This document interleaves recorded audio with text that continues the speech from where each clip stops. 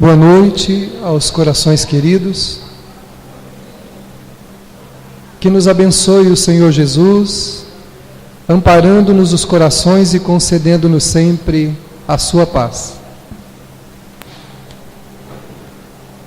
Se pudéssemos abrir as cortinas do tempo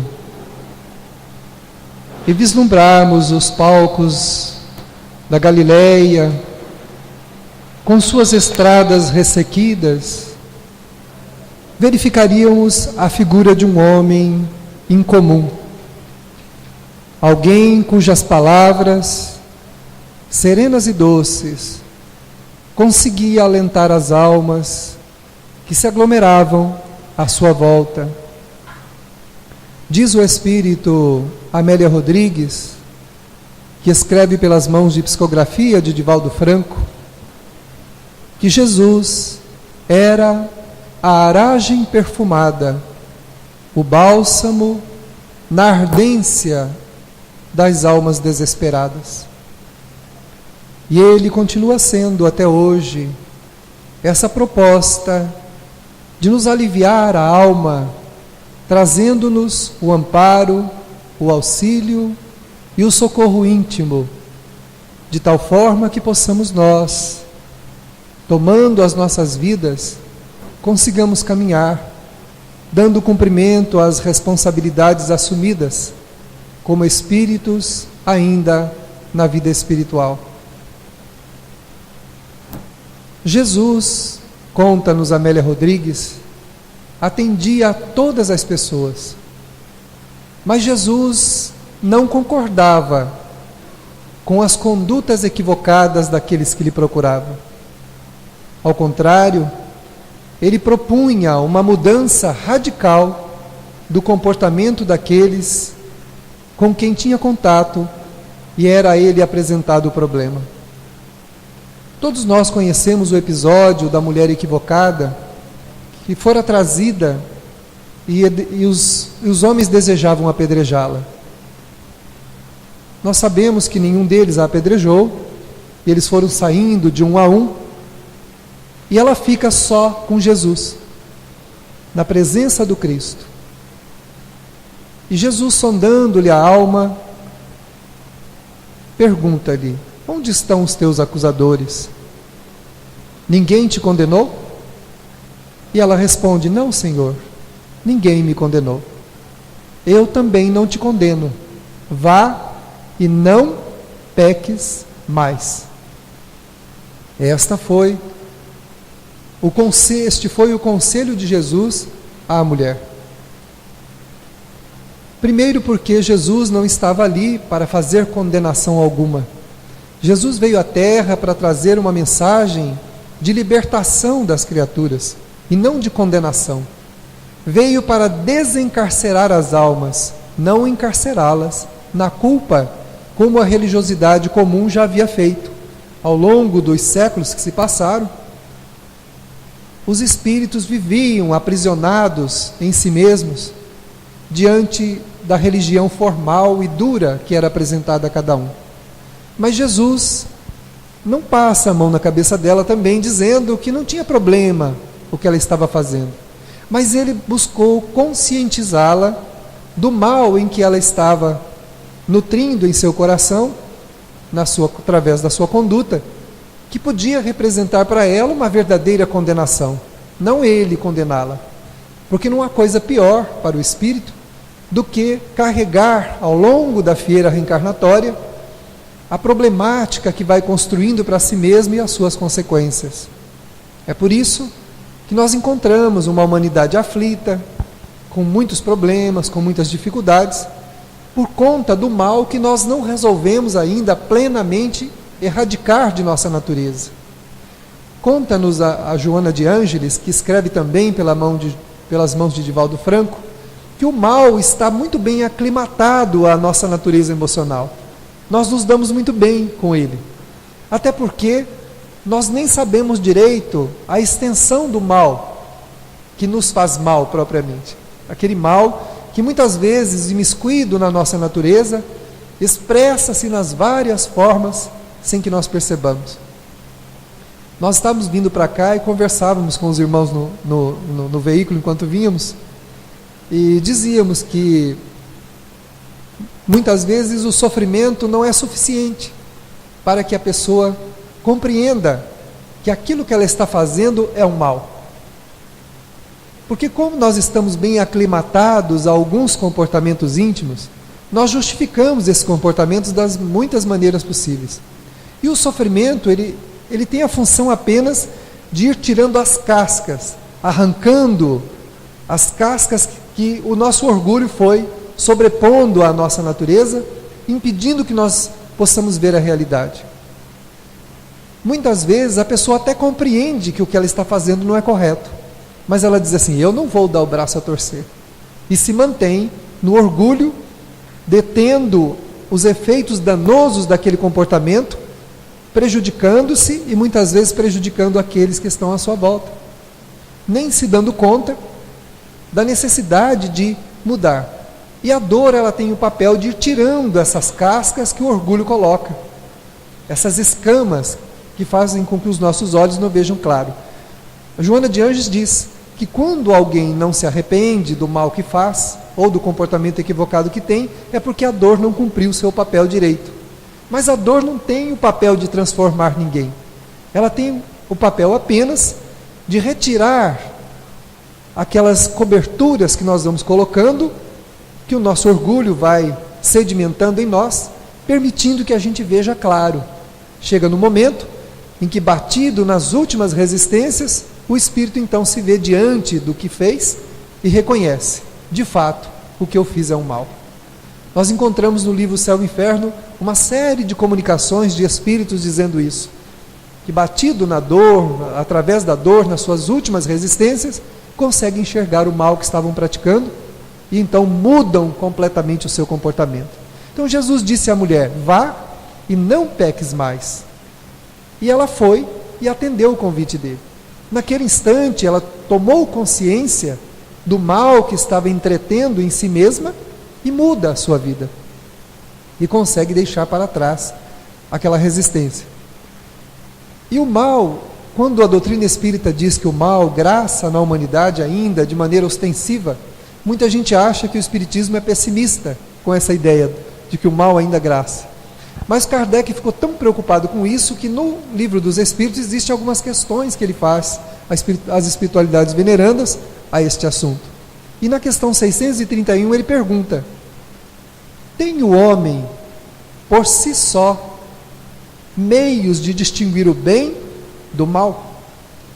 E os Espíritos respondem em 4 etapas essa pergunta. Eles dizem: tem. Então a primeira resposta é bem objetiva: tem.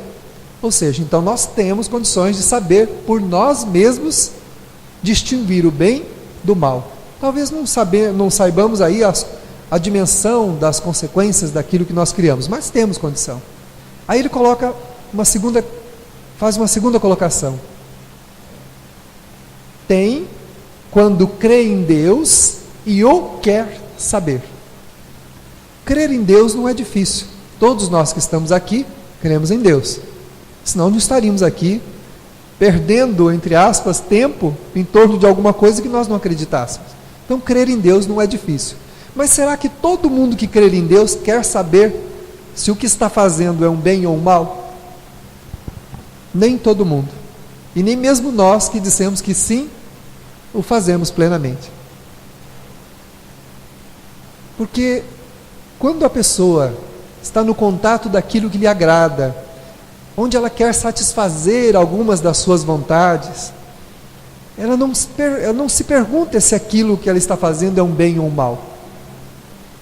Quando os nossos interesses são apropriados e são propiciados as coisas que nós queremos, nem sempre nós queremos saber se o que nós estamos fazendo é um mal. Primeiro nós vivemos, depois vamos ver o que acontece. Quantas coisas na vida poderiam ser evitadas se nós antecipadamente refletíssemos sobre a nossa ação, sobre o nosso pensamento e o nosso sentimento, para verificarmos se aquilo que nós estamos fazendo é um bem ou um mal.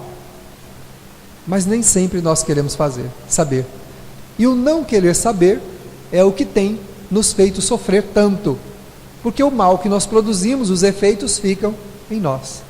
Nós nos encarceramos no mal que fazemos, seja ele um mal na dimensão que for, nós nos encarceramos. Quando ferimos alguém, quando magoamos alguém, ou quando somos magoados e feridos, se nós não pedimos perdão, nós ficamos encarcerados no elo negativo que criamos com aquela pessoa que nós ferimos. E quando nos ferem e nós guardamos mágoas, ressentimentos, ódios, rancores, nós nos encarceramos nesses efeitos e nos vinculamos ao coração que detestamos. Eu ouvi de Maria Dolores uma coisa certa feita que realmente é uma coisa complicada. Ela disse assim: nunca deteste ninguém. Procure não odiar, não detestar e não guardar mágoa contra ninguém. Porque nós não sabemos o momento que nós vamos partir. Podemos partir a qualquer instante. E se nós carregarmos o coração cheio de mágoas e ressentimento contra alguém, além de muitos problemas que nós teremos com nossos sentimentos do outro lado, no momento em que tivermos que programar uma outra reencarnação, nós poderemos ter que abrir mão de um grande amor para vir com aquele ódio, com aquela criatura que nós odiamos. Ela disse, então é um mau negócio. Odiar é um mau negócio, porque a gente vai ter que abrir mão de um grande amor, né? Chega do outro lado e a gente fala assim, não, dessa vez eu vou com a Maria, ou eu vou com o José. A espiritualidade fala, não tem jeito. Mas como assim? Não, tem a Serafina lá que você tem um problema com ela. Tem o Godofredo lá que, né, ficou uma pendência lá. Não, mas eu não quero, mas não tem jeito. Você está imantado ao coração dele. Tem que resolver o problema. E aí a gente abre mão de um grande amor para vir com um grande ódio. E aí a vida, a gente já sabe como vai ser, né?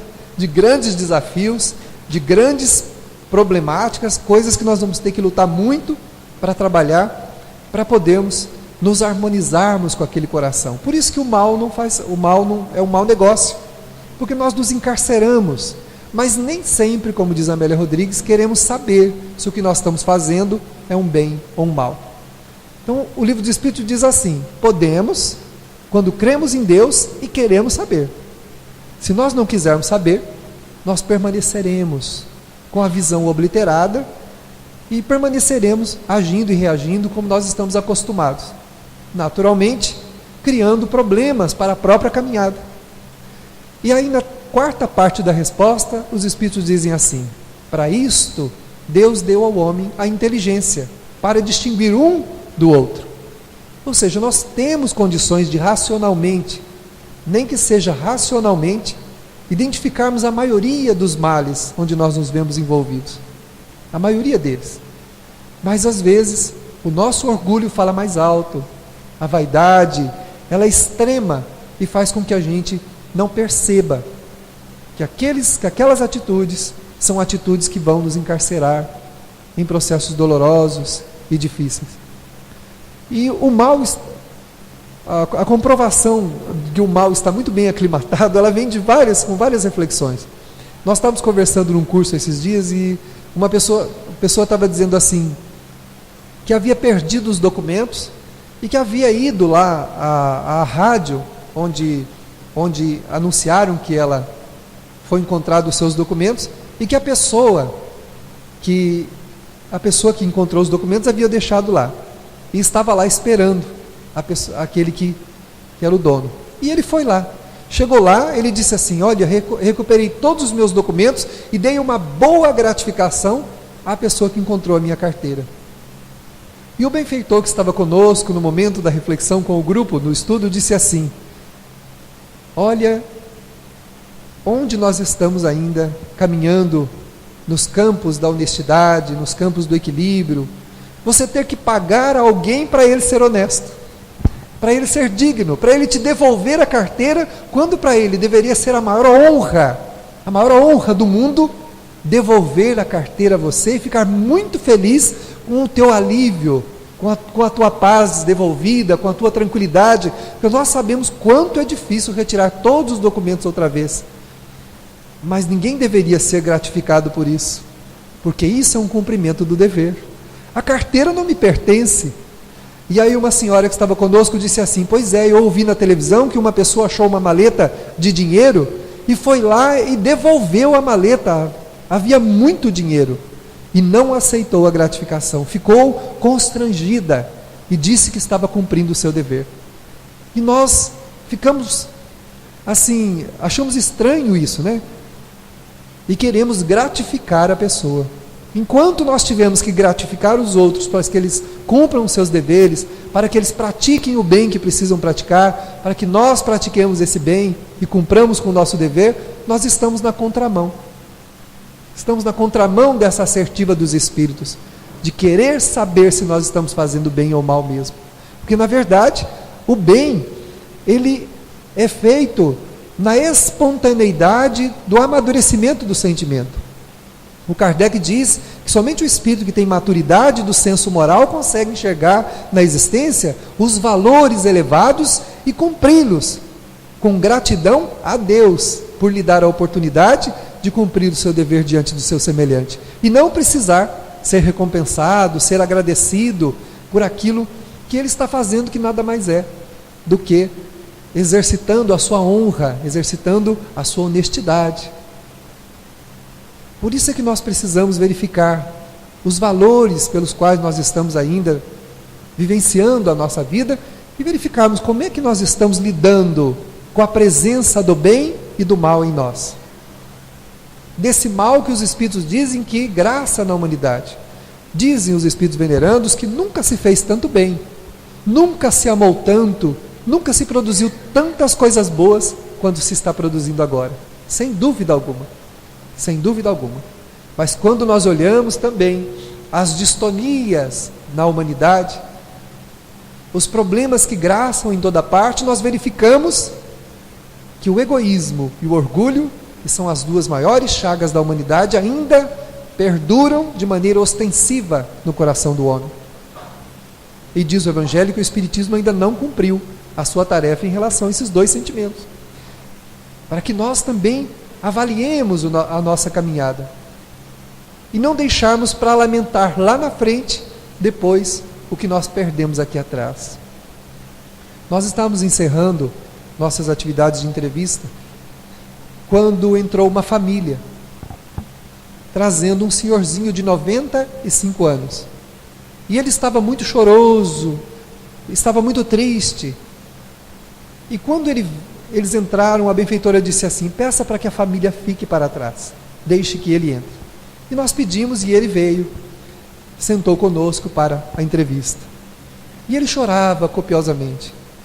Ele disse que a sua velhinha, sua esposa, de 91 anos, estava na UTI, e estava em coma, estava lá em coma, e ele, enquanto falava isso, chorava copiosamente.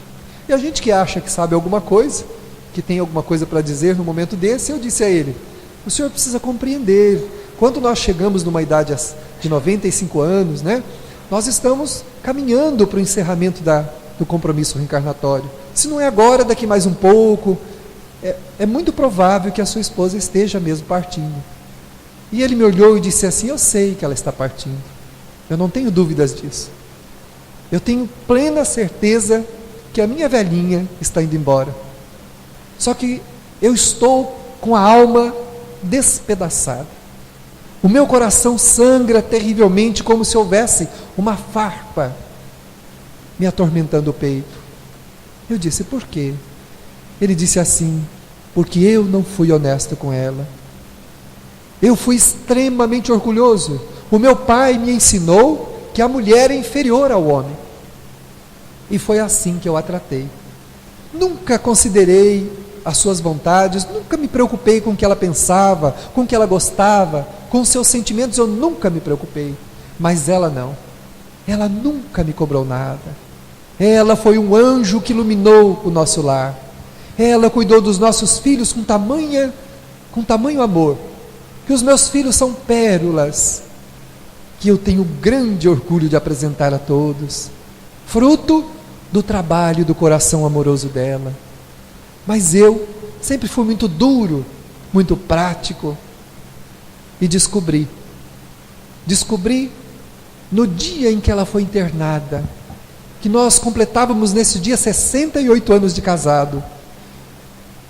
Alguma coisa caiu dos meus olhos, e uma casca dura parece que saiu do meu coração, e eu descobri o tanto que eu a amo, o anjo que Deus colocou no meu caminho, e eu perdi o tempo de dizer a ela que a amava, e de vivenciar momentos felizes ao lado dela, e não ser tão duro e tão mesquinho quanto fui.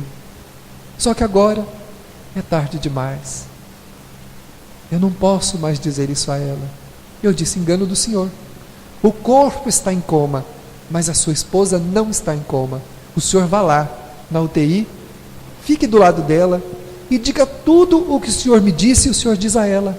Peça-lhe perdão como o Senhor gostaria de pedir. Diga-lhe o quanto ela foi importante, o quanto ela é importante para o Senhor. Como belo foi o seu lar, pelo amor que ela dedicou a todos. Converse com ela. Diga tudo o que o Senhor me disse, o Senhor diga a ela. Será que eu posso fazer isso? Pode. Eu tenho certeza que assim que a sua esposa partir, daqui a algum tempo, quando o Senhor estiver voltando para casa, adivinha quem vai estar do outro lado lhe esperando? Ela estará de braços abertos e vai dizer ao Senhor: venha, meu amor, para viver o amor que nós não pudemos viver lá na terra. Eu tenho certeza que ela vai estar te esperando. E ele enxugou os olhos, ficou mais animado e saiu. 15 dias depois, encontrei a família e o filho disse assim: o que você disse para o meu pai? Meu pai rejuvenesceu. Meu pai foi lá na UTI, nós o víamos conversando com a minha mãe, e no outro dia ela foi embora. Mas ele não saiu de lá triste. Ele saiu de lá com um semblante aliviado. E sabe o que ele faz agora? Todos os dias ele coloca um pequeno vaso sobre a mesa onde tomavam as refeições, e colhe flores pela redondeza e coloca lá, e diz à esposa o quanto ele a ama. Eu nunca vi meu pai dizer à minha mãe que ele amava. E agora ele diz o nome dela, coloca as flores e diz que a ama. E diz assim: me espere um pouquinho mais, daqui a pouco eu estou indo. E ele caminha pelas ruas com o coração aliviado.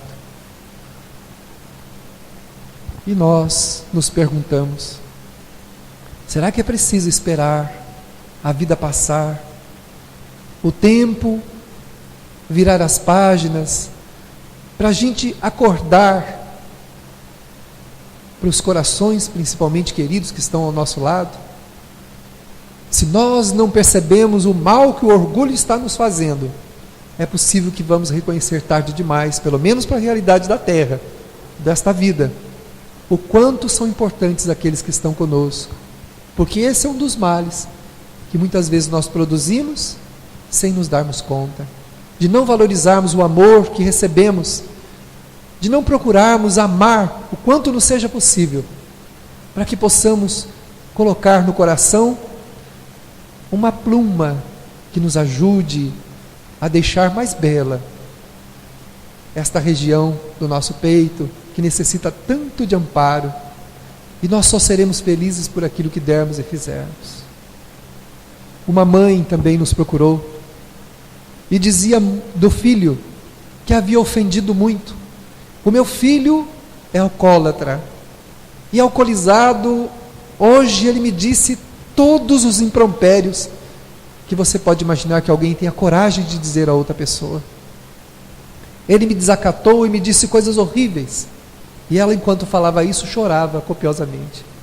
E eu lhe disse: mas a senhora é mãe, e o amor de mãe é imenso. Eu tenho certeza que a senhora pode relevar o que ele lhe fez. E ela disse: mas eu não estou magoada com ele.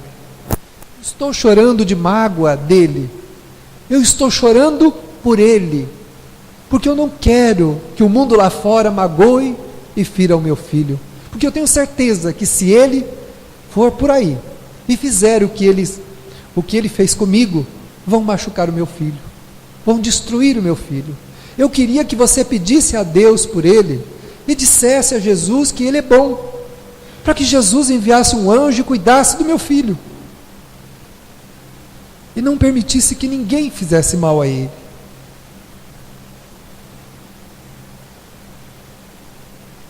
E eu fiquei pensando, eu ouvi o sussurro da benfeitora, quando ela disse assim: que amor é esse, que tem coragem de pedir intercessão pelo ofensor, por aquele que lhe feriu, por aquele que lhe magoou? Que amor é esse? Que dimensão tem esse amor? E que tanto tem a nos ensinar um coração tão desprendido quanto esse. E aí eu me lembrei de um dia que eu estava terminando as minhas atividades, era mais ou menos 23 horas, quando a benfeitora me disse: você fez uma pergunta esses dias a respeito da dimensão do amor e do bem que alguém pode fazer em benefício do mal que deve ajudar a destruir na humanidade. E ela abriu-nos uma tela, mostrou-nos uma daquelas favelas mais abjetas, num lugar quase desprovido de luminosidade, onde uma substância pardacenta pairava sobre aquele lugar, e ela me mostrou 3 pontos de luz que brilhavam intensamente naquele local, e nós fomos psiquicamente para um deles. Quando adentramos, era uma casa simples, bastante rude na sua constituição, e havia sentada em uma cadeira tosca uma mãe com os cabelos de maneira imperfeita, preso atrás, que embalava no colo um menininho de uns 4 ou 5 anos, que afagava-lhe o rosto, e ela disse: você está vendo essa mulher? Olhe para o coração dela. E eu percebi que do peito saíam chispas de luz, e a sua mente brilhava intensamente, e ela disse: é um espírito venerando, que renunciou a uma região feliz para aceitar um dos grandes malfeitores da humanidade, que não podia nascer em outro lugar, somente aqui, numa região abjeta como esta, para reeducar-se na simplicidade, na humildade. E ela, com o seu amor, é a única que tinha as qualificações ideais para inibir no coração deste espírito os princípios do mal aos quais ele estava tão acostumado. Todas as vezes que ele se levanta tentando manifestar um dos traços da sua animalidade moral, com o seu amor ela consegue frear esses instintos, envolvendo-os e nutrindo-lhe a alma, devolvendo-lhe o seu sentido de humanidade. E hoje ele está muito melhor do que quando deixou a vida espiritual numa condição muito difícil. Mas é estas mães, disse ela, que nós precisamos louvar, as mães dos filhos que ninguém quer, as mães dos espíritos que somente grandes corações têm a capacidade de embalar, de gestar no próprio ventre e depois embalar nos braços.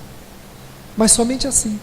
De que outra maneira nós vamos erradicar o mal, se não é procurando sacrificar-nos para o amor? O Emmanuel diz: o amor na terra é sacrificial. Não é fácil amar na terra, não é fácil, sobretudo porque nós, espíritos imperfeitos, ainda nutrimos muita dureza em nosso coração, nos ofendemos por qualquer coisa, nos magoamos com facilidade, nos ressentimos, nos melindramos. Mesmo no núcleo cristão de trabalho, de amor, com todo o conhecimento que nós temos, nós ainda temos muita dificuldade em desculpar, em perdoar, em relevar, em deixar para lá. Fica sempre uma pequena sombra que seja nas nossas relações.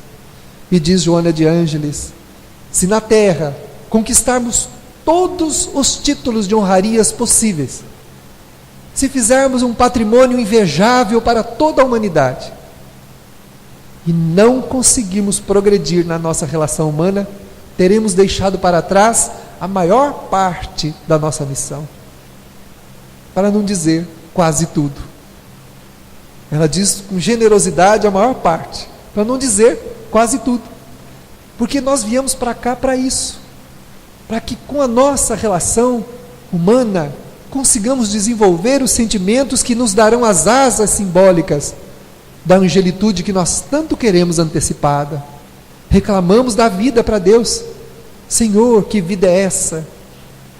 Mas o que é que nós estamos fazendo para amenizar no próprio coração o impacto que as nossas imperfeições provocam? Diz Amélia Rodrigues: a luz no caminho, porque ele veio. O homem não anda mais em trevas, só se ele quiser. Mas aí terá que optar pelas suas próprias trevas, porque não existe mais treva na humanidade. Depois que ele veio, não. Porque há luz, há uma caminhada luminosa, que se nós quisermos seguir naquela direção, nós iremos, que é a direção do perdão, da paciência, da tolerância, do entendimento, da caridade, da benevolência, da doçura, da compreensão. Esta é a estrada luminosa que Ele nos deixou. Nós só andaremos em trevas se nós quisermos, mergulhados nas próprias, porque Jesus nos deixou essa estrada luminosa. Temos que observar como funciona a dinâmica das nossas vidas e verificarmos que já é hora de querermos saber o que nós estamos produzindo, se é bom ou não é. Precisamos nos ocupar com esse pensamento. Será que o que eu estou produzindo é um bem ou é um mal? Esta minha atitude é boa ou é ruim? Porque é melhor nós perdermos alguma coisa do que ganharmos de maneira ilícita, moralmente falando. As contendas, as dificuldades, elas são apenas vitórias que entretêm o nosso orgulho, a nossa vaidade, mas que não servem para muita coisa e acabam por nos fazer sofrer, nos amargurarmos. Jesus disse à mulher: eu não te condeno, porque junto com os atos dele, junto com as suas palavras, ele aliava o exemplo e os atos de amor e misericórdia. Jesus não acusava ninguém, e todos aqueles que o procuravam eram acolhidos no seu coração, independente dos seus comportamentos, porque ele aceitava a todos como fossem e apresentava a sua boa nova para a modificação das almas. Não é difícil vermos esses traços em Chico Xavier, que nós conhecemos muito bem, é do nosso meio, do meio espírita. O Chico não foi só um exemplo de mediunidade, o Chico foi um exemplo de abnegação, de tolerância, de compaixão, de misericórdia, que nós precisamos observar para procurarmos fazer como ele fez. Ser o Chico vai ser muito difícil. Na condição que nos encontramos, difícil ser o Chico. Mas nós podemos ver como é que ele se comportava para nos inspirarmos nele. Porque todo mundo quer a mediunidade do Chico. Os médiuns, ambicionam a mediunidade do Chico. Mas e a vida do Chico? Quem quer? Quem quer viver como o Chico viveu? Receber os acicates, a difamação, tudo o que o Chico passou, até que a luz que ele fez foi tamanha que foi impossível que alguém conseguisse abafar, conseguisse esconder. E ele nunca desejou nenhum destaque. Mas a luz que ele produziu iluminou a humanidade toda. Foi impossível esconder essa luz. Ela escapou por todos os lados. E o Chico então iluminou a humanidade com seus exemplos. São almas inspiradoras para nós. Mas temos também as almas simples, anônimas, que nós não conhecemos. Mães vitoriosas que conseguem cumprir o seu dever silencioso, de dificuldade, de sacrifício junto aos seus lares, sem reclamar, sem lamentar, dando conta de vários espíritos colocados à sua guarda.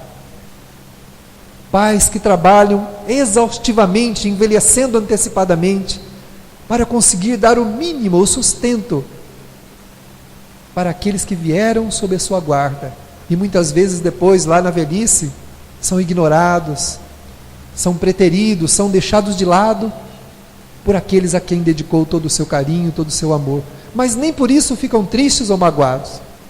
Eles sempre encontram uma desculpa para justificar as atitudes do filho. O meu filho é muito ocupado, ele não tem tempo. O seu filho não vem lhe ver? Ele é muito ocupado, tem muitas tarefas. São almas que nós devemos nos inspirar, e não são almas especiais, como aquela benfeitora que recebeu um dos grandes inimigos da humanidade nos seus braços. A revolta, ela acaba nos encarcerando num processo doloroso e puxando para fora toda aquele mal-estar que a gente experimenta quando reclama, quando vive reclamando da vida. Então, é possível distinguir o bem do mal? Sim, é possível. E o bem é uma força transformadora. Quando nós, por exemplo, visitamos um doente, saímos do nosso conforto, do nosso lar, e vamos à casa de alguém visitar a cabeceira da cama de alguém que está acamado, sem conseguir sair da sua casa, aquela visita que para nós parece um compromisso fugidio, quase sem importância, pode ser para quem recebe a visita o único gesto verdadeiro e afetivo que ele recebe. Nós ouvimos de uma senhora que nós visitávamos, ela disse exatamente isso. Ela disse assim: que bom que vocês vêm nos visitar, eu aguardo ansiosa durante toda a semana esse momento. É um momento que eu ouço falar de Jesus, é um momento que eu sinto alguma coisa diferente no meu coração, porque durante a semana só ouço problemas. A vida da nossa casa é muito triste. Eu não posso trabalhar porque estou acamada. Vejo meu marido, meus filhos na maior dificuldade para sobreviver, e eu não posso colaborar. Mas eu fico aguardando que no final de semana algo de novo seja me dito, e as minhas esperanças se renovam, a minha alegria se renova, e eu suporto mais uma semana. Aquilo que para nós muitas vezes é um ato singelo, sem grande peso, tem na sua essência um poder transformador. Diz Joana de Ângeles: quem se entretém com o bem é modificado por ele, porque o bem modifica as nossas entranhas, ele altera profundamente os nossos valores. Quando a gente vê um lar que não tem nada, alguém que está ali, e que o único cuidado verdadeiro que a pessoa recebe é aquela visita naquele momento, estou falando de sentimento, a gente percebe o quanto a gente tem, quantos corações queridos a gente tem, quantas pessoas se preocupam conosco, como a gente é feliz e não sabe. Uma simples visita, se nós pudéssemos ver o outro lado naquele instante, é também um dos raros momentos onde a espiritualidade veneranda encontra um clima propício para fazer intervenções delicadas no coração daquele que está ali e em toda a família. Todo o lar se beneficia com aquele momento de prece. Então, naquele instante, nós somos portadores do bem, de um bem que vai nos fazer muito bem, mas como nos ensinam os benfeitores, deve ser feito com o único intuito de ver o bem do outro, de ver a outra pessoa feliz, porque quando nós fazemos assim, naturalmente alteramos os nossos valores, alteramos o nosso jeito de sentir, o nosso jeito de pensar, consequentemente o nosso jeito de agir. É muito comum a gente escutar pessoas que embrenham nas atividades e o tempo vai passando, e de repente acontece um incidente desagradável, e a pessoa diz assim: se fosse há um tempo atrás, acho que eu estou ficando mole, acho que eu estou ficando fraco. Não é que está ficando fraco, está ficando forte. Essa é o que o bem... Estamos ficando fortes e não fracos, porque fraco é aquele que reage, fraco é aquele que agride, fraco é aquele que magoa, que precisa ver lágrimas nos olhos dos outros para se sentir bem. Tem gente cujo prazer é ver os outros chorarem, mas não de emoção, de tristeza, de aflição. Então, fraco é aquele que precisa ofender, é aquele que não consegue perdoar, aquele que não consegue compreender. Este é fraco. E a pessoa diz: acho que eu estou ficando fraco. Ao contrário, estou me fortalecendo.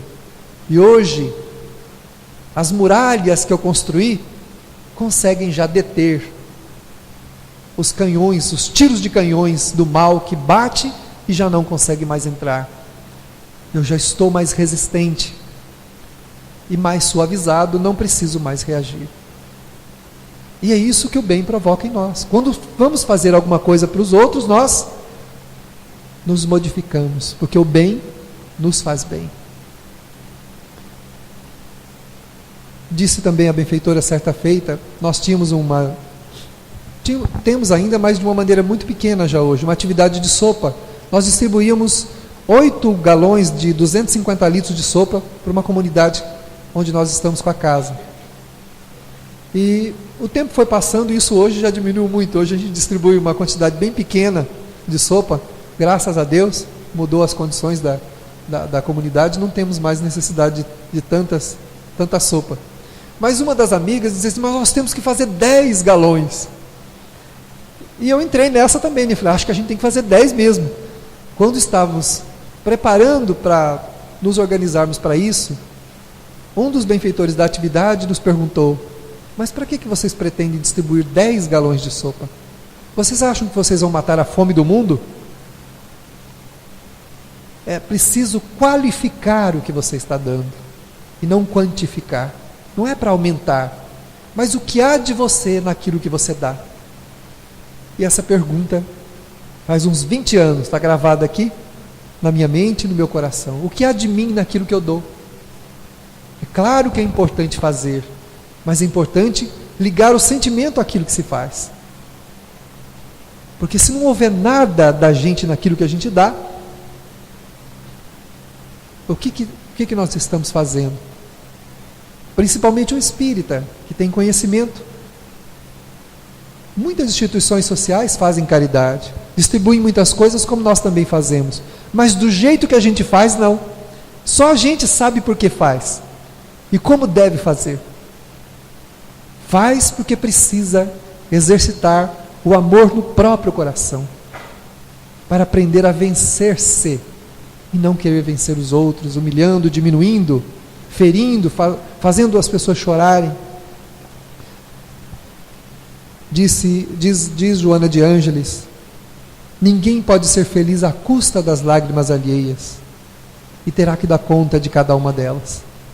Então, nós precisamos modificar a nossa forma de nos comportarmos em relação à caridade que nós fazemos, no sentido de que o nosso sentimento precisa estar envolvido. Nós precisamos nos importar. Quando damos, temos que querer ver o bem de quem vai receber. Queremos querer a paz, querer a ternura, a tranquilidade.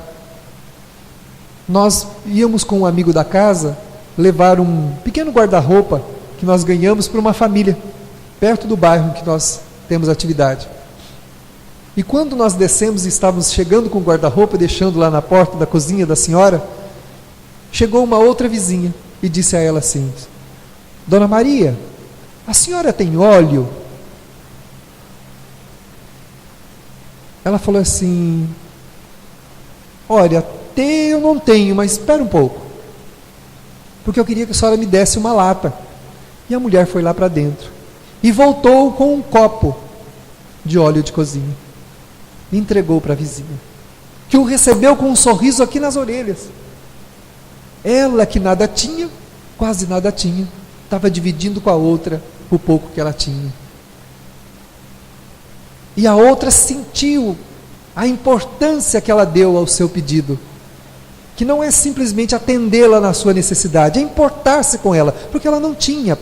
E se ela dissesse para a outra que não tinha, a outra ia entender. Sabe por quê? Porque todos eles passam necessidade. E muitas vezes eles também não têm, o outro não tem, o outro também não tem, então ele sabe o que é não ter.